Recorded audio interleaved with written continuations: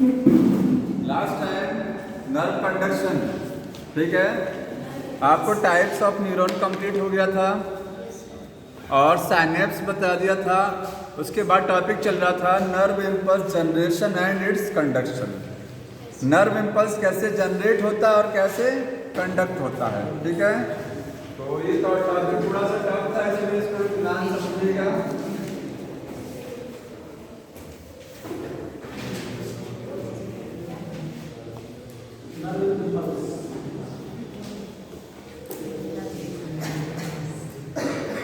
कैसे nerve impulse generate होता है, ठीक है। तो मैंने बताया था कि रेस्ट कंडीशन में क्या होता है। अगर रेस्ट कंडीशन में जो आपके न्यूरॉन्स हैं, ठीक है, न्यूरॉन्स पर क्या होती है, मेम्ब्रेन होती है। न्यूरॉन जो है तंत्रिका कोश का, क्योंकि कोशिका है तो उसको बाहर क्या होगा, मेम्ब्रेन होगा। एनिमल सेल है, ठीक है, मेम्ब्रेन भी होगा। तो उसमें जो मेम्ब्रेन है इस तरीके से बनाया गया है। ये क्या है, मेम्ब्रेन, ठीक है। नर्व सेल की जो मेम्ब्रेन है रेस्ट कंडीशन में बाहर क्या होता है, प्लस होता है और इनसाइड होता है नेगेटिव चार्ज, ठीक है। ये ऐसा क्यों होता है, क्योंकि बाहर पॉजिटिव आयन ज्यादा होते हैं और अंदर नेगेटिव आयन ज्यादा है। बाहर भी नेगेटिव आयन है और अंदर भी पॉजिटिव आयन है, लेकिन कंपैरेटिवली बाहर क्या है, पॉजिटिव आयन ज्यादा है। ध्यान सुनते रहिएगा इसको, ध्यान सुनिए। बाहर पॉजिटिव आयन ज्यादा है, अंदर नेगेटिव आयन क्या है, कम है। लेकिन एक प्रॉब्लम होती है कि पोटेशियम, ये मेम्ब्रेन रेस्ट कंडीशन में पोटेशियम के लिए मोर परमेबल है, ठीक है। तो मैंने लिखाया था रेस्ट में होता क्या है, मेम्ब्रेन जो है मोर परमेबल और पोटेशियम आयन। सोडियम के कंपैरिजन में पोटेशियम आयन के लिए ज्यादा परमेबल है। अंदर नेगेटिव चार्ज क्यों है, क्योंकि नेगेटिवली चार्ज प्रोटीन्स ज्यादा है और ये प्रोटीन्स बाहर नहीं जा सकती हैं। ये भी कंडीशन है, समझ में आया। तो बाहर से अंदर क्या चीज मूव करेगी, केवल पॉजिटिव आयन ही मूव करेंगे। उसमें पोटेशियम आयन ज्यादा मूव कर सकता है और सोडियम आयन कम। पोटेशियम के लिए परमेबल ज्यादा है। तो अगर रेस्ट, अब बताइए ये रेस्ट कंडीशन में ये मेंटेन कैसे रहेगा। रेस्ट में ऐसा होता है और ये मेंटेन भी तो रहता है। मेंटेन समझते हैं, मेंटेनेंस समझते हैं ना, कि उसको उस स्थिति में बरकरार रखना, मेंटेन रखना। तो बाहर से पोटेशियम आयन अंदर अगर चले आए तो बाहर क्या हो जाएगा, पॉजिटिव आयन की कमी हो जाएगी, ठीक है। और हमको कमी नहीं होने देना है रेस्ट कंडीशन में। तो होता क्या है, ये जो भी सेल मेम्ब्रेन है, मेम्ब्रेन में जानते हैं कुछ आयन चैनल्स होते हैं। क्या होते हैं, आयन चैनल्स। ये आयन चैनल्स किसके हैं, सोडियम पोटेशियम पंप। इसको क्या बोलते हैं, सोडियम पोटेशियम पंप बोला जाता है। पंप आपके सेल वाले चैप्टर में जब सेल मेम्ब्रेन वाला टॉपिक पढ़ते हैं उसमें लास्ट लाइन लिखा हुआ है, सोडियम पोटेशियम पंप क्या करता है, एक्टिव ट्रांसपोर्ट कराता है। एनर्जी को यूज करेगा और आयंस को मूव कराएगा जबरदस्ती, ठीक। तो ये पंप क्या करता है, बाहर प्लस चार्ज बरकरार रहे इसके लिए अंदर से क्या करेगा, वो सोडियम आयन को निकालता रहता है। Na+ को अंदर से निकालेगा, बाहर से एक K+ को लेगा। दो सोडियम आयन बाहर जाएंगे, उसके बदले K+ अंदर आएगा। वो बताओ, बाहर एक+ पॉजिटिव चलेगा, एक+ का बेनिफिट चलेगा हमेशा। तो ये मेम्ब्रेन बाहर हमेशा पॉजिटिव बनी रहेगी रेस्ट कंडीशन में, ठीक है। तो लाइन एक बुक में लिखा हुआ है कि अच्छा, रेस्टिंग पोटेंशियल क्या होता है, रेस्टिंग पोटेंशियल क्या है, पोटेंशियल समझते हैं। इस मेम्ब्रेन के इधर और इधर आयन की जो कंसंट्रेशन है, इधर पॉजिटिव आयन ज्यादा, इधर नेगेटिव आयन ज्यादा, तो आयन की जो कंसंट्रेशन है, सांद्रता है, उसमें जो अंतर होता है इसी को रेस्टिंग पोटेंशियल बोलते हैं, ठीक है। तो इस रेस्टिंग पोटेंशियल को मेंटेन रखने के लिए कौन जिम्मेदार है, सोडियम पोटेशियम पंप, ठीक है। तो लिखेंगे Na+ और K+ पंप क्या करता है, मेंटेन करता है रेस्टिंग पोटेंशियल।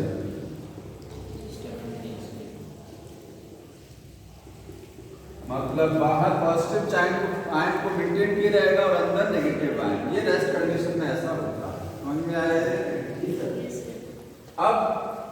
अब समझना है कि नर्व इंपल्स कैसे जनरेट, अभी तक जनरेट नहीं हुआ है। इंपल्स का मतलब होता है एक्शन पोटेंशियल। जब इस पर कोई बाहर से स्टिमुलस आएगा, क्या आएगा?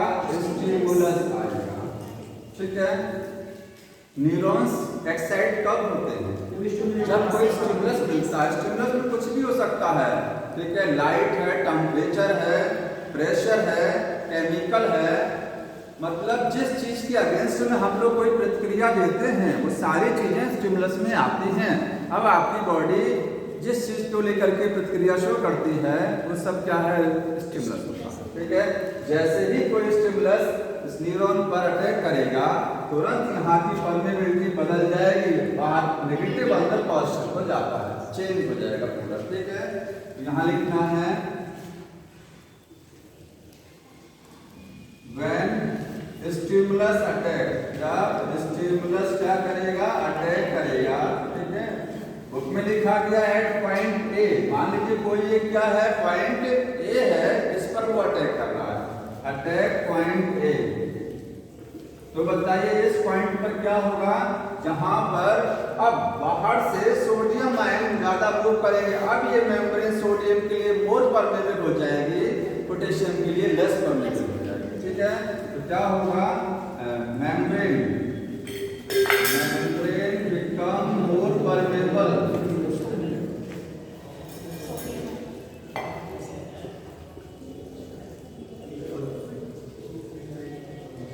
Na+, और ये पंप इनएक्टिवेट हो जाएंगे तुरंत, पंप काम करना बंद कर देंगे अभी, क्योंकि अगर पंप काम करना चालू, पंप जो है अगर काम करना चालू रखे तो अंदर से सोडियम बाहर जाता रहेगा, तो मतलब ही खत्म हो जाएगा। ये पंप तुरंत इनएक्टिवेट हो जाते हैं जैसे स्टिमुलस अटैक किया। तो मोर परमेबल फॉर सोडियम, तो क्या होगा? बाहर से सोडियम इस पॉइंट पर आना स्टार्ट कर देगा, यहाँ से क्या होगा? सोडियम अंदर आएंगे, अंदर पॉजिटिव चार्ज बढ़ जाएगा, तो कंडीशन हो जाएगी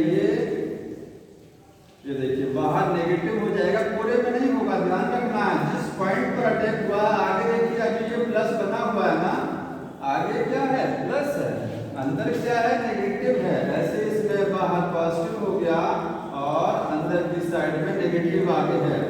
इस पॉइंट पर अटैक हुआ था, किस पॉइंट पर? देखिए ए पॉइंट पर, ठीक है। ए पॉइंट ये था, यहाँ पर स्टिमुलस अटैक किया, परमेबिलिटी बदल गया, अंदर पॉजिटिव चार्ज हो गया। यही है जनरेशन ऑफ इंपल्स। अब जो पोटेंशियल डिफरेंस जनरेट होगा इस मेम्ब्रेन के इधर और इधर जो आयन की कंसंट्रेशन अब होगी वो उसको बोलते हैं एक्शन पोटेंशियल। पहले क्या था? रेस्टिंग पोटेंशियल, अब ये है एक्शन पोटेंशियल। नर्व इंपल्स का दूसरा नाम होता है एक्शन पोटेंशियल, पढ़िएगा, लिखा होगा nerve impulse also called action potential. समझ में आ गया? यहाँ पर एक्शन पोटेंशियल जनरेट होगा, एक्शन पोटेंशियल जनरेट होगा, ठीक है। जैसे स्टिमुलस अटैक करेगा, इसी को क्या बोलते हैं आप? नर्व इंपल्स, ये नर्व इंपल्स होगा, ठीक है। अब जैसे ये स्टिमुलस आगे जाएगा ना, जनरेशन हो गया, अब क्या है? कंडक्शन। नर्व इंपल्स कैसे आगे बढ़ेगा? तो कंडक्शन के लिए नर्व इंपल्स जैसे आगे जाएगा, तो जैसे जैसे आगे बढ़ेगा बाहर क्या होता जाएगा? नेगेटिव होता जाएगा, अंदर क्या होता जाएगा? पॉजिटिव। मतलब धीरे धीरे क्या होगा? सोडियम आयन बाहर से अंदर आ रहे हैं, अंदर आ रहे हैं, बाहर नेगेटिव अंदर पॉजिटिव हो गया, तो बोलेंगे नर्व इंपल्स का कंडक्शन हो रहा है, कंडक्शन हो रहा है ना। तो नर्व इंपल्स आगे जा रहा है, आगे जा रहा है, आगे जाते समय पोलैरिटी बदल रही है, बदल रही है। पीछे क्या होगा? वापस नॉर्मल कंडीशन हो जाएगी। इस कंडीशन को बोलते हैं यहाँ पर मेम्ब्रेन क्या है? पोलराइज्ड। रेस्ट कंडीशन में मेम्ब्रेन क्या होती है? मेम्ब्रेन जो है वो पोलराइज्ड होती है, पोलराइज्ड, ठीक है। और यहाँ पर इतने एरिया में मेम्ब्रेन क्या हो गया? डीपोलराइज्ड। एक्शन पोटेंशियल जब जनरेट होगा तो मेम्ब्रेन हो जाएगी डीपोलराइज्ड। जैसे ही स्टिमुलस आगे निकल जाएगा, आगे की मेम्ब्रेन डीपोलराइज हो रही है, ठीक है। पीछे वाला क्या होगा? वापस रीपोलराइज, वापस पोलैरिटी फिर वही आ जाएगी जो पहले वाली थी। फिर पंप का स्टार्ट कर देंगे अपना वर्क, समझ में आ रहा है? पंप फिर से काम करना चालू कर देंगे और ये मेम्ब्रेन पोटेशियम के लिए फिर और परमेबल हो जाएगी जैसे स्टिमुलस आगे निकलेगा। समझ में आया यहाँ तक? तो लिखेंगे एक लाइन लास्ट में लिखिएगा, जब स्टिमुलस, ठीक है, स्टिमुलस जो है पास करेगा देन मेम्ब्रेन क्या हो जाएगी? रीपोलराइज, ठीक है, रीपोलराइज में वापस। अब इसमें कुछ नहीं है, ये प्लान, इसी चीज को बुक में बहुत डिस्क्राइब किया गया अच्छा खासा, आप पढ़ लीजिएगा। समझ में आया? हाँ नॉर्मल रहता है, हाँ तो दो प्लस बाहर निकलता है, हाँ, एक के प्लस अंदर आता है, एक के प्लस अंदर आता है। यहाँ पे ज्यादा परमेबिलिटी के प्लस रहती है। नहीं, रेस्ट कंडीशन में परमेबिलिटी के प्लस के लिए ज्यादा है। सुनिए ध्यान से, अगर ये पंप काम नहीं करेगा तो सोडियम पोटेशियम आयन बाहर से अंदर आता रहेगा और अंदर हो जाएगा प्लस, तो ये रेस्टिंग पोटेंशियल बरकरार नहीं रहेगा, टूट जाएगा, ब्रेक कर जाएगा। उसको मेंटेन रखने के लिए जबरदस्ती आयंस को बाहर भेजा जाता है। Na+ को ज्यादा भेजा जाता है ना, फोर्स के साथ एटीपी खर्च करके, अपने आप तो नहीं जाएगा ना, ये तो एक्टिव हो जाएगा। एक्टिव तो हो ही ना, ये एक्टिव प्रोसेस है ना। हाँ, वैसे में सोडियम पोटेशियम मूव करता है बाहर से अंदर, पैसिव प्रोसेस है, फैसिलिटेटेड डिफ्यूजन बोलते हैं इसको, फैसिलिटेटेड वाला। हाँ, तो एक्शन जब होगा तो वहाँ पर एनर्जी नहीं खर्च होगा, वहाँ पंप काम नहीं करेगा, वहाँ पर आपकी जो इसकी प्रोटीन है, नॉर्मल जो प्रोटीन होती है ना सेल में, आप सेल मेम्ब्रेन पढ़े हैं, एक होता है सिंपल डिफ्यूजन, एक होता है फैसिलिटेटेड, एक होता है एक्टिव ट्रांसपोर्ट। यहाँ पर फैसिलिटेटेड से जाएगा सोडियम आयन, बाहर से अंदर जाएगा फैसिलिटेटेड से, एनर्जी नहीं खर्च करता है। हाँ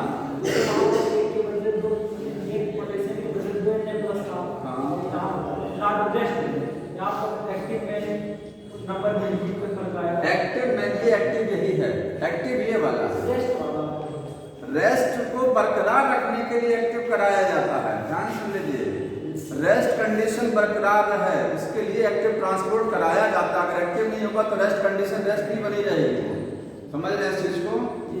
हाँ, ये चीज है, तो केवल एक्टिव यहीं पर है ये, ठीक है। क्वेश्चन पूछेगा रेस्टिंग पोटेंशियल क्या, एक्शन पोटेंशियल क्या होता है, ठीक है। परमेबिलिटी पूछेगा कि रेस्ट कंडीशन में किस आयन की परमेबिलिटी ज्यादा होती है और ये रेस्ट कंडीशन मेंटेन कैसे रहती है, तो पंप के द्वारा मेंटेन रहती है। डीपोलराइज क्या है, रीपोलराइज क्या है, समझ में आया?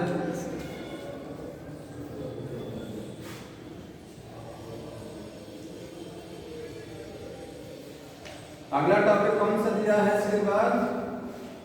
ये कंप्लीट हो गया सेंट्रल नर्वस सिस्टम, ठीक है। अब आपको ब्रेन और स्पाइनल कॉर्ड समझना, यही है ना, ठीक।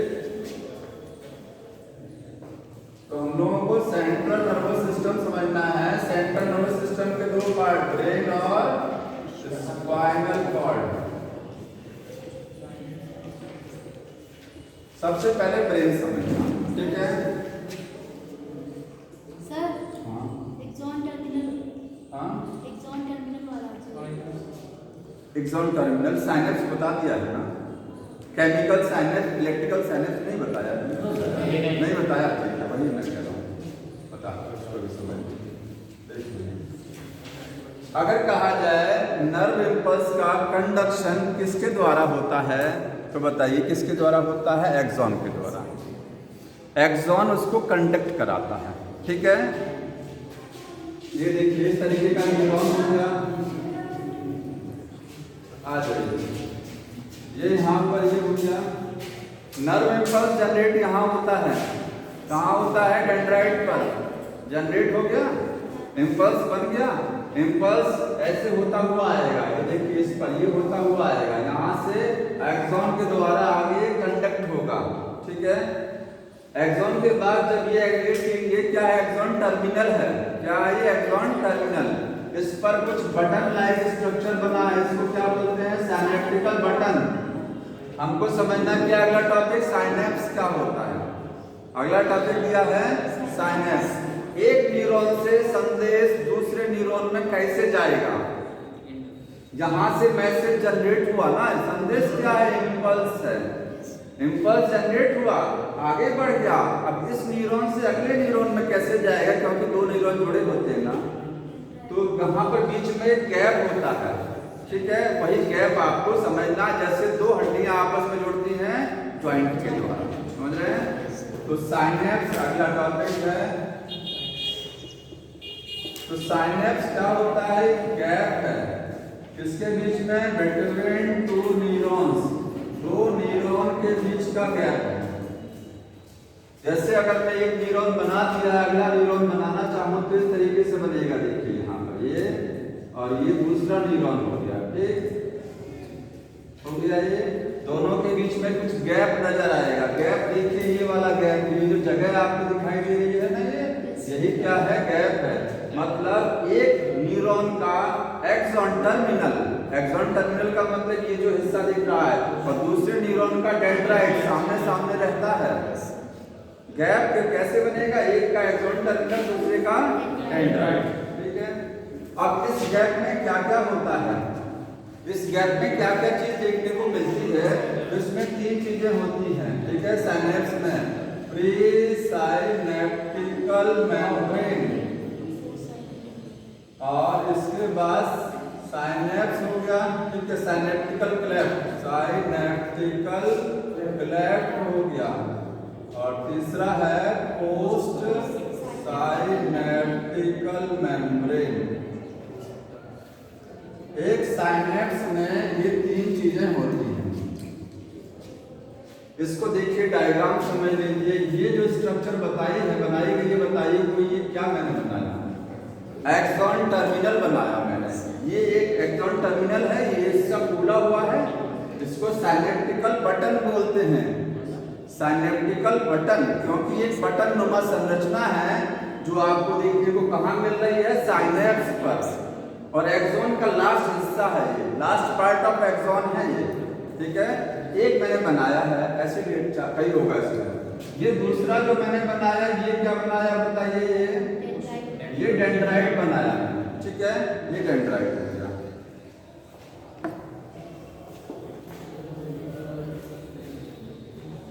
इसमें आपको देखिए ये मेम्ब्रेन दिखाई दे रही है, ये क्या है? प्री साइनेप्टिकल मेम्ब्रेन है, ठीक है?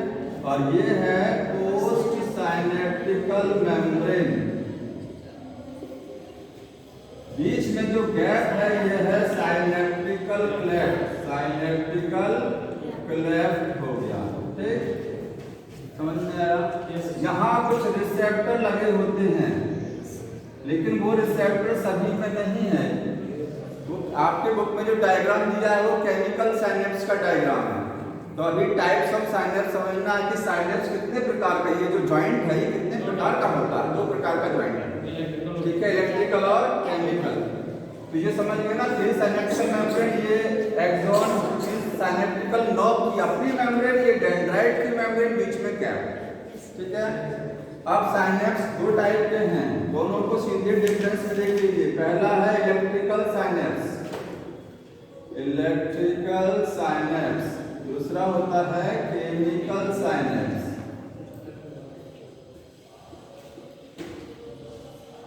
ये केमिकल का डायग्राम है, इलेक्ट्रिकल का ऐसे बनेगा, देखिए।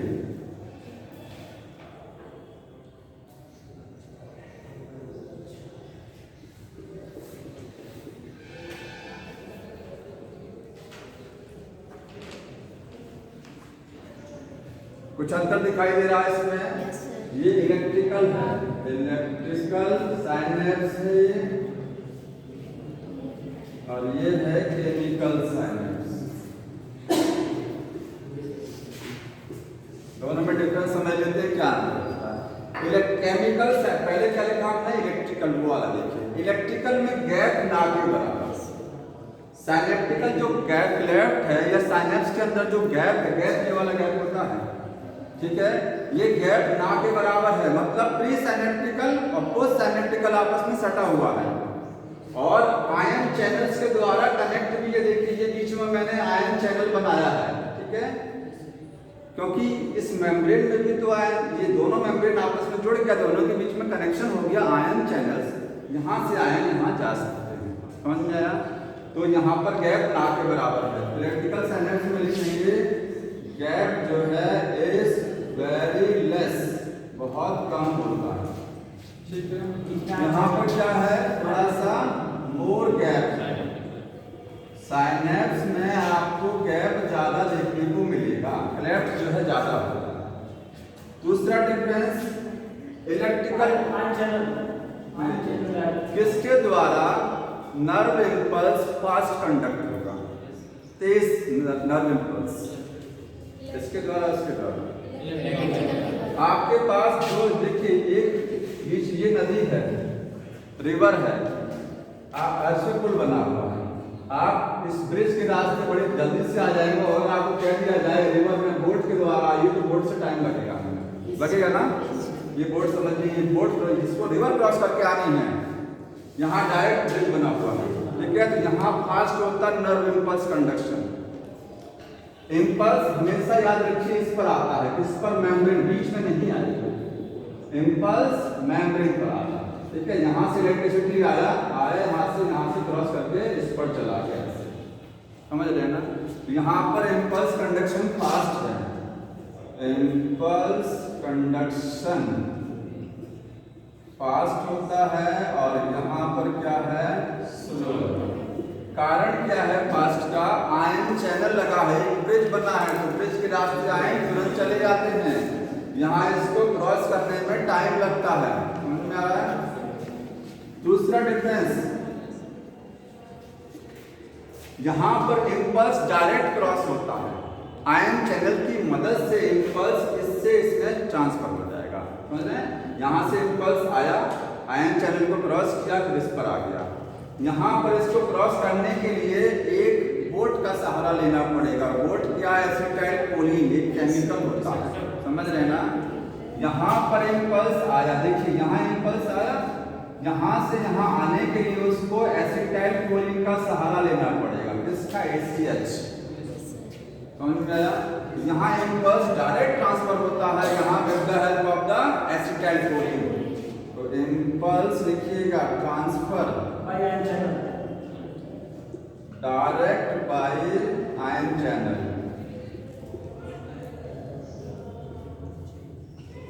और यहाँ लिखेंगे बाई किससे है, एसिटाइल कोलिन। ACH का पूरा नाम एसिटाइल कोलिन, ठीक है। इससे इलेक्ट्रिकल इंपल्स वापस होने के चांस नहीं है। इंपल्स आया, यहाँ चला जाए, बैक नहीं होता है। इसमें क्या होता है, इसमें बैक होगा, इसमें बैक होगा, इसमें बैक होगा, इसमें बैक होने के चांस नहीं है। हमारी बॉडी में सबसे ज्यादा मिलने वाला न्यूरॉन ये है, ये वाले रेयर होते हैं, बहुत रेयर हैं। इलेक्ट्रिकल साइनेप्स बहुत रेयर होता है, ये मोस्ट कॉमन है, ठीक है। तो इसमें इंपल्स वापस नहीं होता है। क्यों नहीं होता, उसका कारण बताएंगे। यहाँ से इंपल्स आया, इधर से इधर जाएगा, कभी वापस नहीं जाएगा। यहाँ वापस होने के चांस है, क्योंकि वो आयन चैनल से आ रहा है, तो चैनल से वापस भी तो हो सकता है, समझ रहे ना। यहाँ लिखेंगे, यहाँ जगह नहीं, आप लिख लीजिएगा इसमें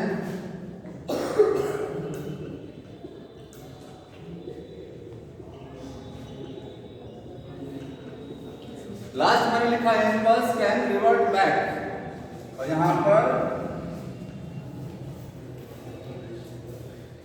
इंपल्स नेवर रिवर्ट, वो वापस रिवर्ट कभी नहीं होता है, ठीक है। बता नहीं इसका रीजन। एक लास्ट डिफरेंस लिखिए, they are rare in body, they are rare, ये क्या है, मोस्ट कॉमन।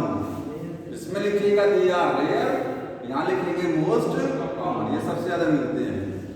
अब थोड़ा सा इसकी मैकेनिज्म समझ लेते हैं, कैसे इंपल्स यहाँ से यहाँ चला जाता है, हाँ, और लौटेगा नहीं, इसका भी समझते हैं, ठीक है।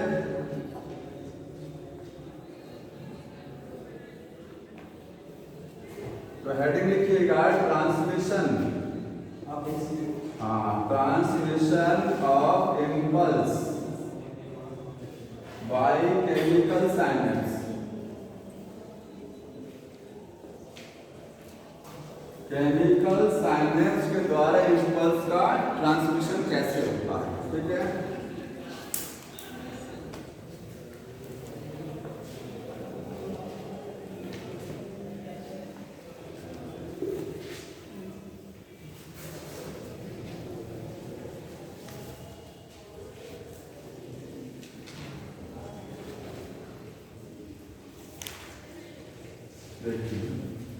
स्टेप बाय स्टेप देखिए। सबसे पहले इम्पल्स यहाँ आया। इम्पल्स किस हिस्से पर आया? Axon terminal. मैं पूरा रे डायग्राम लिख रहा हूँ। Impulse reach to axon terminal. कहाँ पहुँच गया? एक्सॉन टर्मिनल पर। यहाँ इम्पल्स आया, इधर से भी आएगा और इधर से भी आएगा। जैसे ही इम्पल्स यहाँ पहुँचता है एक्सॉन टर्मिनल या सिनेप्टिकल बटन पर, तुरंत कैल्शियम आयन बाहर से मूव करना स्टार्ट कर देते हैं। ये कहाँ है calcium ion? Extra cellular fluid, क्योंकि ये सेल का तो हिस्सा है, नर्व सेल का ही तो एक पार्ट है। तो सेल के बाहर जो जगह होती है तो उसमें फ्लूइड भरा रहता है, उसको बोलते हैं एक्स्ट्रा सेलुलर फ्लूइड। वहाँ से कैल्शियम इनसाइड मूव करेगा, ठीक। दूसरा इसका स्टेप होगा calcium move to synaptical knob. Synaptical knob, इस सिनेप्टिकल नॉब में कैल्शियम मूव करेगा, ठीक है। जैसे ही कैल्शियम मूव करेगा तो सिनेप्टिकल नॉब में एसिटाइल कोलिन भर के रखा हुआ है। ध्यान से देखते रहिए। इस सिनेप्टिकल नॉब में क्या है? एसिटाइल कोलिन भर के रखा है पहले से। किसमें बंद है? वेजाइकल। वेजाइकल समझ रहे हैं ना? वेजाइकल क्या होता है? हाँ, बैग लाइक स्ट्रक्चर में बंद है, लेकिन वो रिलीज नहीं हो रहा है। रिलीज कब होगा? जब कैल्शियम अंदर आएगा तब। तो जैसे ही कैल्शियम बाहर से इनसाइड मूव करता है, ये जो वेजाइकल्स हैं जिसके अंदर क्या बंद है? एसिटाइल कोलिन बंद है। ये वेजाइकल्स यहाँ फ्यूज कर जाती हैं। किस पर? प्री सिनेप्टिकल मेम्ब्रेन के साथ फ्यूज कर जाएगा। ये मैं फ्यूज करके दिखा दूँ। और जैसे ये फ्यूज करेंगे सारी वेजाइकल्स का यहाँ से ACH बाहर चला जाएगा। ACH रिलीज हो जाएगा एक्सॉन सिनेप्टिकल नॉब से। समझ में आया? तो अगला प्रोसेस होगा vesicles containing ACH fuse to pre synaptical membrane.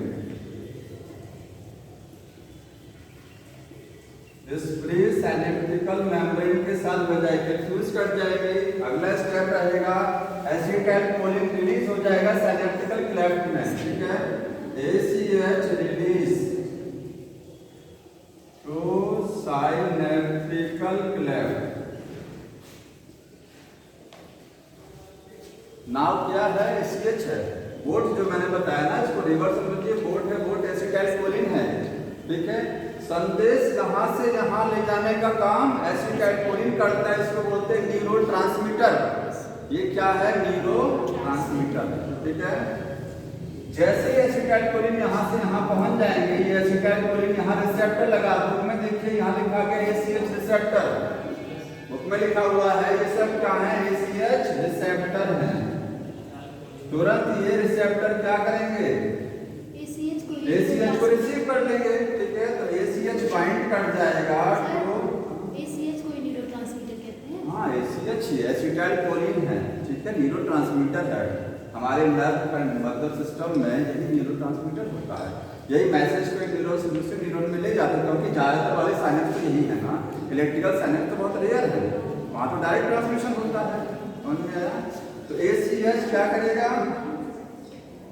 Reach करेगा। ACH received by receptors present. कहां पर लगा है ये? On post synaptical membrane.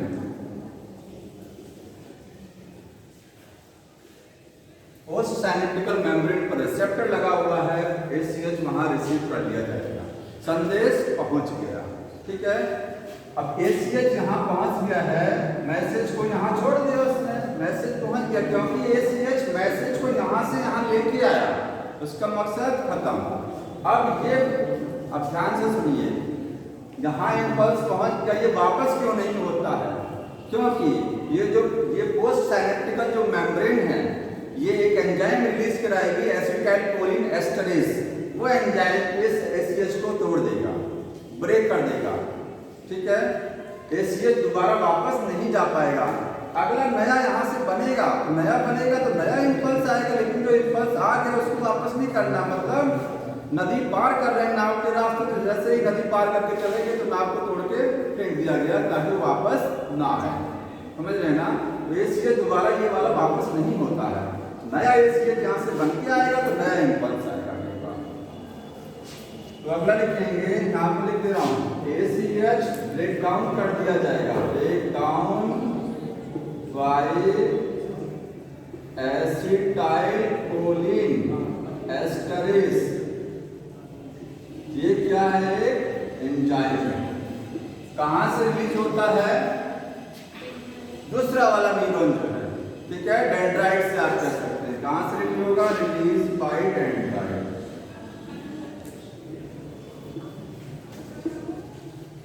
बस कंप्लीट हो गया, समझ में आया?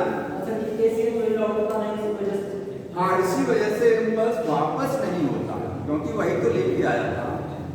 समझ रहे ना? अगला टॉपिक इसके बाद ब्रेन। इसमें कुछ पूछना है आप?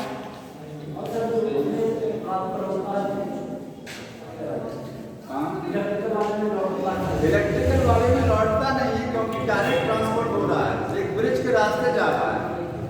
ब्रिज के रास्ते जाता है तो वापस नहीं होता, ठीक है। वहां कोई एंजाइम नहीं है ऐसा। अगर एसिटाइलकोलिन से ट्रांसफर होता तो वापस वहां पर भी नहीं होता, ठीक है। वहां ऐसा कोई एंजाइम, वहां ऐसा कोई केमिकल नहीं है। हटा दें इसको।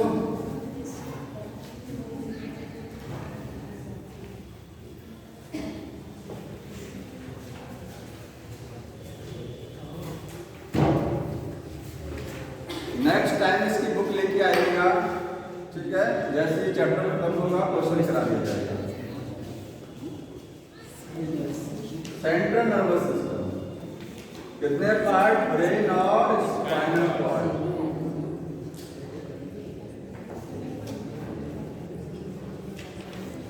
देखिए,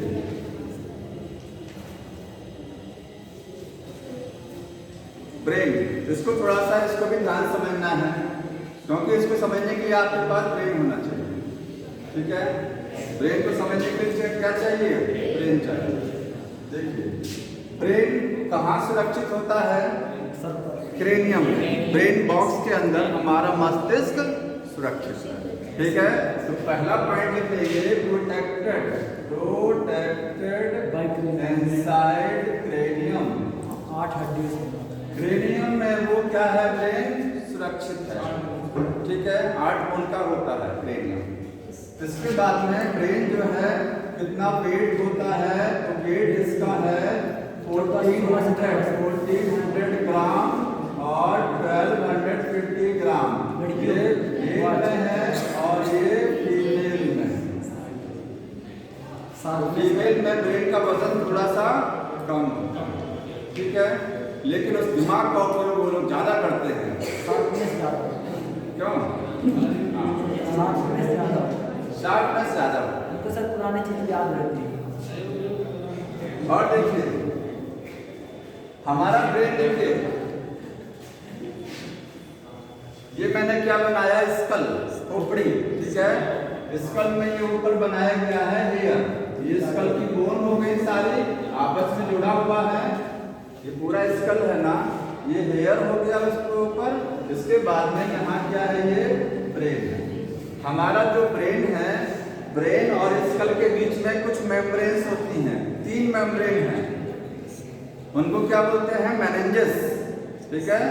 यहाँ पर मैं तीनों को बना रहा हूँ। देखिए, एक मेम्ब्रेन मैंने ये बना दिया, ये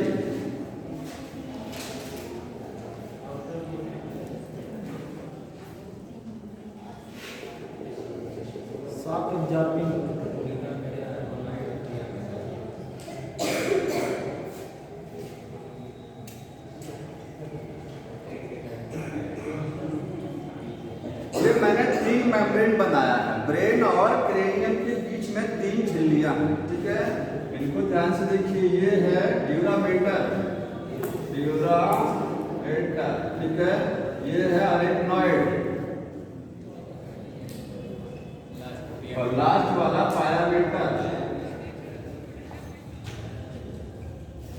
ठीक है। 3 मेम्ब्रेन है, तीनों के बीच में लिक्विड भरा हुआ है। क्या भरा है? लिक्विड, ठीक है। जैसे ये वाली सबसे आउटर मोस्ट मेम्ब्रेन कौन सी है? ये है। सबसे इनर मोस्ट ये है, ये बीच वाला है। तो थोड़ा सा इसको यहाँ लिख दे रहे हैं ड्यूरामेटर, ठीक है। ये है आउटर मोस्ट, सबसे बाहर की मेम्ब्रेन, सबसे ज्यादा थिक यही होती है। ये क्या है? थिक है और फाइब्रस भी है। बाहर के धक्कस बजा फाइब्रस है, टफ है, टफ मेम्ब्रेन है, फाइब्रस है, थिक है। समझ में आया? ठीक है। ड्यूरामेटर नॉन वेस्कुलर है, ए वेस्कुलर समझ रहे हैं? ब्लड सप्लाई अपनी नहीं है। ए वेस्कुलर, जैसे आपने कार्टिलेज और बोन में डिफरेंस पढ़ा था, तो bone are vascular in nature और cartilage are avascular. Cartilage के अंदर ब्लड सप्लाई नहीं होती है, बोन में अंदर ब्लड सप्लाई। ए वेस्कुलर का मतलब अंदर इसमें कोई अपनी ब्लड सप्लाई नहीं होती है, ठीक है। ड्यूरामेटर। दूसरा है अरेक्नॉइड, ये मेम्ब्रेन कैसी है? मिडिल है और ये है थिन मेम्ब्रेन है, ठीक है। वेस्कुलर है, कैसी है ये? वेस्कुलर, समझ में आया? खून का फ्लो होगा। हाँ। और लास्ट वाला क्या है? पायामेटर भी क्या है? ये इनर है, सबसे अंदर की मेम्ब्रेन, और ये भी क्या है? वेस्कुलर है, और ये भी है। लेकिन एक चीज समझना है, अरेक्नॉइड मेम्ब्रेन रेटिकुलर होती है, जालनुमा। देखिए मैंने बनाया है, रेटिकुलर, ठीक है। एक शीट की नुमा नहीं है, एक झिल्ली नुमा नहीं है, इसमें रेटिकुलर नुमा है। यहाँ लिखेंगे ये है रेटिकुलर। अब यहाँ पर आपको 2 स्पेस और समझने हैं। ड्यूरामेटर के नीचे ये जो जगह दिखाई दे रही है, ड्यूरामेटर और अरेक्नॉइड के बीच का ये जो स्पेस है, देखिए ये डॉटेड लाइन मैंने बनाया है स्पेस, इसको सब ड्यूरल स्पेस बोलते हैं। क्या बोलते हैं? सब ड्यूरल स्पेस। ये स्पेस है सब ड्यूरल स्पेस, ठीक है। ड्यूरामेटर के नीचे वाला स्पेस, और अरेक्नॉइड और पायामेटर के बीच में जो जगह है, ये क्या है? इसको सब अरेक्नॉइड स्पेस, क्या है ये? सब अरेक्नॉइड स्पेस। क्या भरा होता है इस स्पेस में? CSF, cerebrospinal fluid. लिखेंगे कंटेन CSF। आपके ब्रेन में और स्पाइनल कॉर्ड में, ठीक है, CSF भरा होता है। एक जगह आपको यहाँ दिख रही है CSF, कहाँ है और कहाँ देखने को मिलेगा? जैसे हार्ट में वेंट्रिकल्स पढ़े हैं ना, वैसे ही ब्रेन में वेंट्रिकल्स होते हैं, ठीक है। फर्स्ट वेंट्रिकल, सेकंड और लेटरल वेंट्रिकल, ये सारे वहाँ पर भी स्पेस होता है ब्रेन में भी। उस स्पेस में ये लिक्विड भरा रहता है। यहाँ ये लिक्विड क्या करेगा? शॉक एब्जॉर्बर है, ठीक है। अगर ये मेम्ब्रेन नहीं होती और ये लिक्विड नहीं होता, तो ये ब्रेन किससे फ्रिक्शन कर सकता था? स्कल से। ब्रेन और स्कल के बीच में फ्रिक्शन हो जाएगा, ठीक है। यहाँ पर CSF का फंक्शन लिख लीजिएगा, शॉक एब्जॉर्बर। सर आर्गोनॉइड भी ये वेस्कुलर होता है। हाँ, ड्यूरामेटर और आर्गोनॉइड दोनों ऐसे वेस्कुलर हैं। क्लियर है? लिखा है? हाँ, ठीक, तो लिख लीजिएगा। अगर ये वेस्कुलर है तो कोई बात नहीं, ठीक है। ये भी तो CSF समझ में आया? CSF क्या करता है? Shock absorber. बाहर से कोई झटका लगता है तो ब्रेन आपका बचा रहता है, क्योंकि ये लिक्विड क्या कर लेते हैं? शॉक को एब्जॉर्ब कर लेते हैं। समझ में आया? तो इस दोनों जगह आपने CSF भरा रहता है। हाँ, नहीं, देखिए CSF तो मोस्ट कॉमन, यहाँ इस वाले में CSF नहीं है। इस वाले में लिक्विड तो है, लेकिन उसका नाम CSF नहीं होता, ठीक है। उसको सेरेब्रोस्पाइनल फ्लूइड नहीं होती, उसमें जो लिक्विड है बट वो CSF नहीं है, ठीक है, नॉर्मल लिक्विड होता है। चीज और, ब्रेन से डायरेक्ट टच में कौन सी मेम्ब्रेन है? पायामेटर। पूछा जाता है कि ब्रेन से डायरेक्ट टच में कौन सी मेम्ब्रेन है? पायामेटर। ठीक है, डायरेक्ट टच में।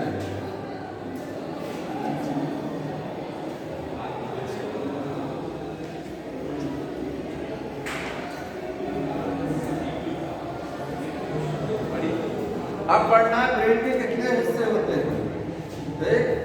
एक डायग्राम, ब्रेन डायग्राम बना लीजिएगा। ब्रेन, सबके ब्रेन के अंदर कोई फ्लूइड बहता है, दिमाग के अंदर कोई फ्लूइड बहता है। हाँ, सेरेब्रोस्पाइनल फ्लूइड। ठीक है, और कहाँ से बनता है तो बताएंगे आगे। एपेंडेमल सेल होती है, वहाँ से बनता है। ठीक है, हाँ।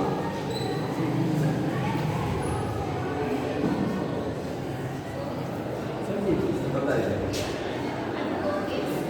सूचनाएं कहाँ से कहाँ क्या कह रहे हैं? सूचनाएं जो होती है CSF में ही होती है। नहीं, सूचनाएं आपके न्यूरॉन से जाती हैं, उसमें कोई सूचना नहीं। जाती है, लेकिन ये तो ब्रेन का पार्ट है ना CSF। हाँ, और सूचनाएं न्यूरॉन से जाके ब्रेन को किस हिस्से को देती है?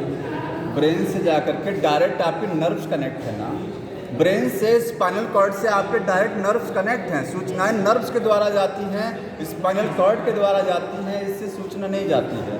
ये केवल शॉक एब्जॉर्बर होता है। तो उसके ब्रेन के अंदर क्या भरा होता है? जो ब्रेन के अंदर हम पूछ रहे हैं। अच्छा, ब्रेन में होता क्या है? जैसे सर आहार नाल के अंदर हम लोग गैस्ट्रिक जूस अपना पूरा भरा हाँ। रहता है, उसी प्रकार से ब्रेन भी तो इसी से संबंधित रहता है। उसके अंदर क्या है? जैसे आहार नाल में गैस्ट्रिक जूस पूरा भरा रहता है, फूड मटेरियल CSF रहता है। CSF उसके बाहर है, इसके बाहर CSF है। अंदर भी स्पेस है, अंदर स्पेस है। वही तो सर की सूचना देता है, उधर उधर करता है। बंद कर दीजिए, इसको 1 मिनट को बंद करिए।